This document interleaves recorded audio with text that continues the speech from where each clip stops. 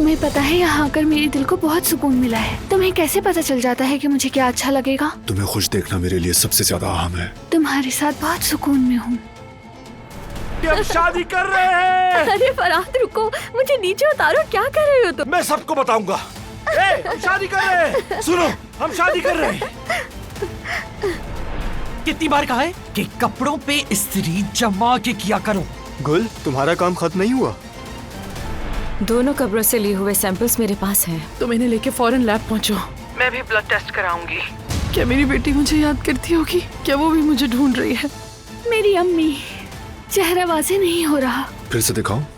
चचा जान, क्या 5वीं लाइन पढ़ी आपने? बड़ा होशियार बेटा है तुम्हारा।